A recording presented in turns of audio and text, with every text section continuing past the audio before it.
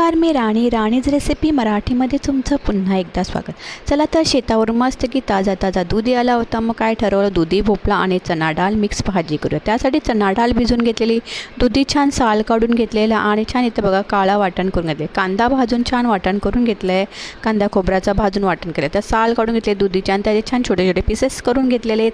तेलामध्ये लसूण टाकायचं आहे आणि छानपैकी तेल गरम होऊन द्यायचं आणि मग लसूण टाकून त्याच्यामध्ये काळं वाटण आणि मस्त की चणा डाळ टाकून हळद मीठ हिंग मसाला टाकायचा आहे आणि आपण घेतलेले बारीक पीसेस टाकून घ्यायचे आहेत आणि मग चणा डाळ टाकून छानपैकी परतून घ्यायचं, म्हणजे आपला मसाला जळणार नाही. आणि छान इकडून तिकडून हलवून घ्यायचं आहे आणि मस्तपैकी थोडंसं पाणी टाकायचं आहे आणि मस्त दणदणून उकळी काढून वाफेवर शिजून द्यायचं आहे दुधी भोपळ्याची भाजी.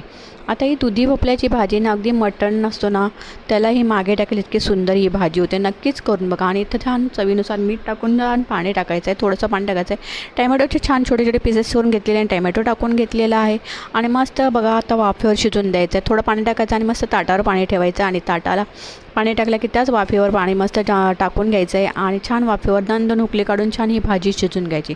10-15 मिनटात छानपैकी आपली भाजी तयार होते. कोथिंबीर टाकायची मस्त भरपूर सारी आणि छानपैकी आपली भाजी छान तयार झाली. साध्या सिंपल रेसिपी असतात. भाकरी भाताबरोबर चपातीवर कशाबरोबर खाऊ शकता.